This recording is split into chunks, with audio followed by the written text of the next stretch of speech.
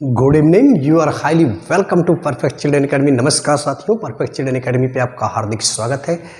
Basic of mathematics में पिछले lecture में हमने ज्योमेट्री के बारे में बात किया, हमने लाइन के बारे में बात किया, लाइन सेगमेंट के बारे में बात किया, और पिछले लेक्चर में हमने कोण के बारे में बात किया और हमने देखा कि डिफरेंट टाइप्स ऑफ एंगल कैसे फॉर्म होते हैं। आज हम लोग उसी कड़ी को आगे की तरफ ले चलेंगे और हम देखेंगे कि जब दो पैरेलल लाइन को एक ट्रांसवर्सल लाइन काटती है, एक तिर्यक रेखा काटती है, तो उससे बनने वाले कोण कैसे होते हैं और उनके नाम क्या होते हैं। आइए इसको देखते हैं। देखिए, जब दो समांतर रेखाओं को, जैसे ये एक हमारी रेखा है और एक और हमारी रेखा है, ठीक है, इन दो समांतर रेखाओं को जब कोई एक तिर्यक रेखा काटती है, जैसे ए बी हमारी एक रेखा हो गई। देखिए, काफ़ी महत्वपूर्ण चीज़ें इससे निकल करके आती हैं और विद्यार्थी अक्सर कन्फ्यूजन में रहते हैं, तो आज इस कन्फ्यूजन को बिल्कुल क्लियर करेंगे। ये दो हमारी एक समांतर रेखा ए बी है और सपोज कर लीजिए हमारी ये हो गई सी डी, और एक तिर्यक रेखा मान लीजिए हमारी इसने इसको काट दिया। अब हम देख रहे हैं कि ये दो जगह काट रही है, कि यहाँ पे काट रही है और एक यहाँ पे काट रही है। जब दो समांतर रेखाओं को एक तिर्यक रेखा काटती है तो इनके बीच कोण जो बनते हैं काफ़ी मायने रखते हैं।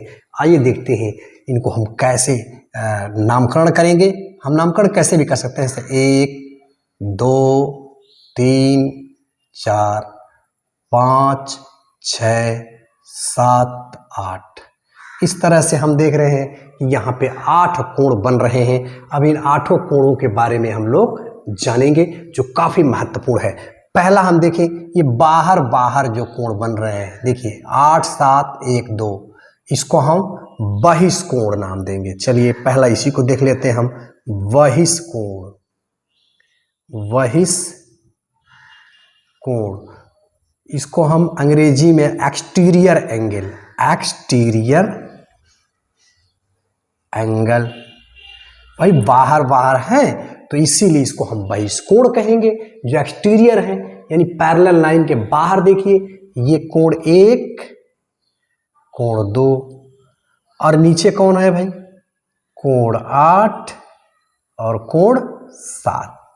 तो हमारा समझ से जो बाहर बाहर कोण है उसको आप समझ गए कि ये बहिष्कोण है। अभी इनके प्रॉपर्टी को हम लोग देखेंगे। दूसरा हम लोग को क्या अंदर मिल रहा है भाई, 4 बहिष्कोण मिल गए हमको। अब हम अंतःकोण, अंतःकोण, anterior angle, anterior, anterior angle है, ये अंतःकोण है, मतलब अंदर है। तो देखिए अंदर हमारे कौन कौन है भाई, कोण 4 कोण 3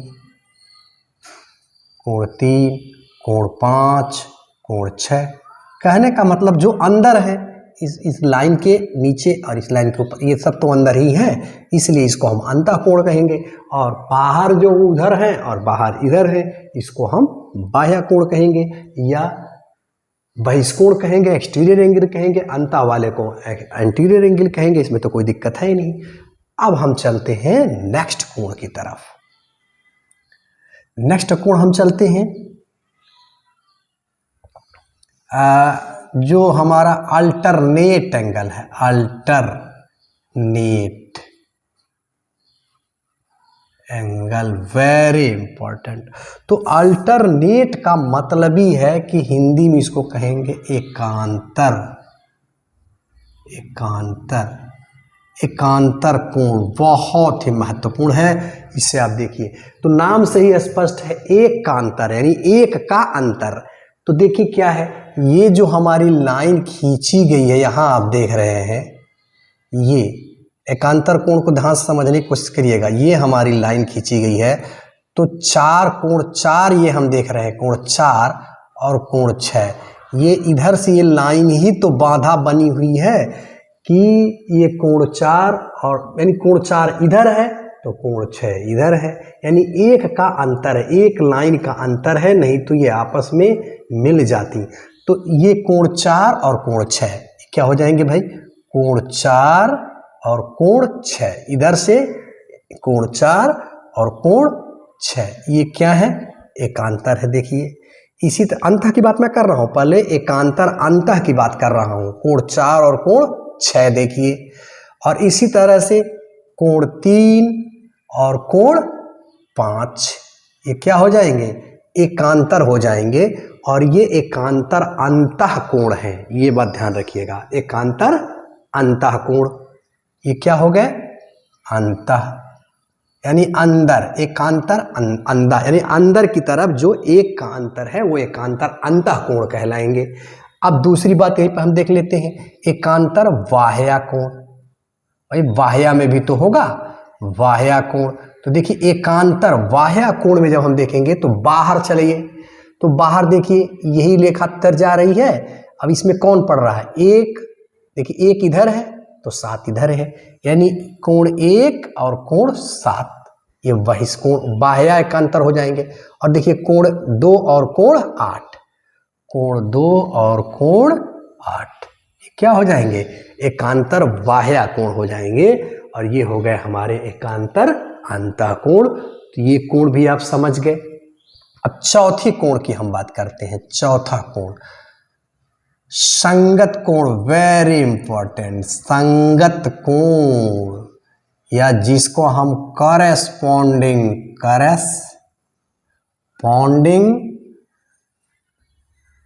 एंगल, वेरी इंपॉर्टेंट, संगत कोण। तो देखिए संगत जिसको कहते हैं कि संगति पड़ गई है, यानी साथ, यानी तो संगत किसकी होगी भाई, जिसका नेचर एक जैसे होगा वही तो आपस में मितवा बनेंगे, वही तो संगतिया होंगे, वही तो संगत होंगे।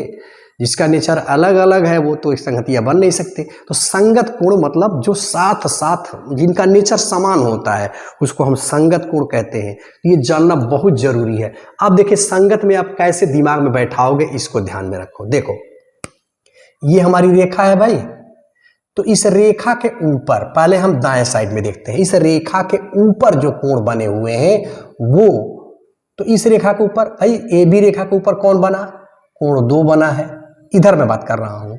और इस रेखा के यानी सी डी रेखा के ऊपर ये कौन बना है भाई, 6 बना है।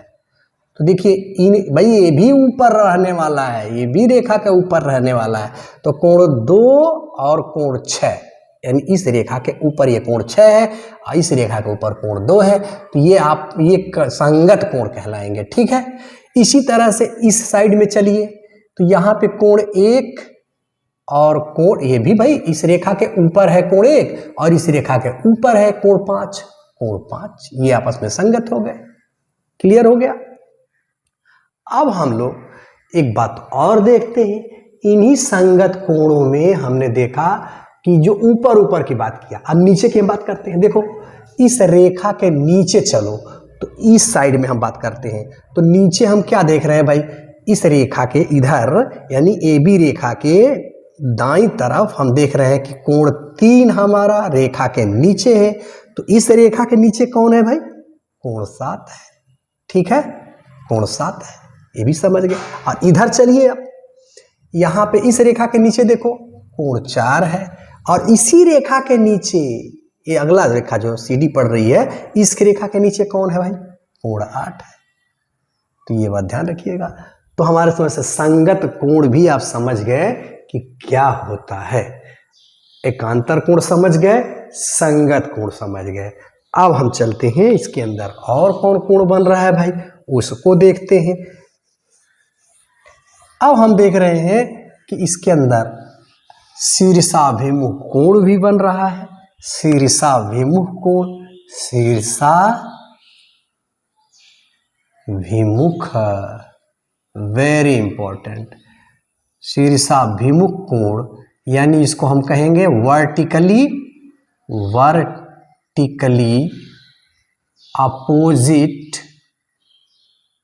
Opposite angle. अब देखिए ये क्या है, शीर्षाभिमुख मतलब शीर्ष दोनों का मूड़ी, मुख जो है एक ही, इधर का ये है तो इधर का ये है, यानी दोनों का मुंह आमने सामने। जब दोनों का मुंह आमने सामने होता है तो ऐसे कोण को शीर्षाभिमुख कोण कहते हैं। तो आप देखिए ये कोण 2 और कोण 4 का मुंह बताओ, इसका मुंह इधर है तो इसका मुंह भी इधर ये है, यानी हम क्या देख रहे हैं, कोण 2 एंड कोण 4, ये शीर्षाभिमुख हुए। इसी तरह से कोण 1 और कोण 3 ये शीर्षाभिमुख हुए। यहाँ पे चले आइए, कोण 6 और कोण 8 ये क्या हुए भाई, शीर्षाभिमुख हुए। और कोण 5 और कोण 7 ये शीर्षाभिमुख हुए। तो इस तरह से हम देख रहे हैं कि ये संबंध बन रहे हैं इनके अंदर। अब हम लोग एक बात ध्यान देंगे कि ये शीर्षाभिमुख कोण आपस में क्या होते हैं, बराबर होते हैं। यह बात ध्यान में रखिएगा। यानी कोण 2 का मान जो रहेगा वही मान कोण 4 का रहेगा, कोण 1 का मान जो होगा वही मान कोण 3 का होगा, कोण 5 का मान जो होगा वही कोण 7 का, कोण 6 का मान जो होगा वही कोण 8 का। ये सारी बातें समझनी बहुत जरूरी है, क्योंकि इससे रिलेटेड तरह तरह के क्वेश्चन बनाए जाते हैं और उसको हम लोग देखेंगे। तो ये रहा हमारा शीर्षाभिमुख कोण। अब देखिए एक बात और ध्यान रखिएगा, ये अल्टरनेट एंगल, यह अल्टरनेट एंगल भी आपस में, जैसे कोण 4 और कोण 6 बराबर होंगे, कोण 3 और कोण 5 बराबर होंगे, यह भी ध्यान रखिएगा। ठीक है। इसी तरह से कोण 1 है इधर तो कोण 7 बराबर होगा, कोण 2 है तो कोण 8 बराबर होगा। यानी जो एकांतर कोण होते हैं वो भी आपस में बराबर होते हैं, शीर्षाभिमुख कोण भी आपस में बराबर होते हैं। ये बातें आप ध्यान रखिएगा। अब मोटी मोटी बातें आपको थोड़ी सी ध्यान रखनी है कि यहाँ देखिए, जो यह लीनियर पेयर बन रहा है, अगर इसकी बात हम करें तो इसके आधार पे हम निकाल सकते हैं। जैसे मान लीजिए यहाँ पे हम जानते हैं कि 180 अंश का कोण बनता है। सपोज कर लीजिए यह 100 अंश दिया है तो यह 80 अंश होगा। यह बात ध्यान रखिएगा। ठीक है। तो अगर यह निकल गया तो ये भी आप निकाल लोगे, ये भी 80 अंश का हो जाएगा भाई। अच्छा, ये 100 अंश का है तो यह भी 100 अंश का हो जाएगा।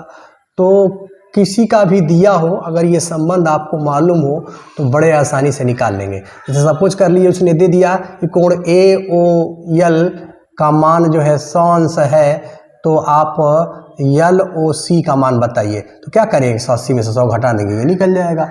चाहे इसने दे दिया कि ये मान 100 है तो आप इसको बता दीजिए, चाहे इसको बता दीजिए।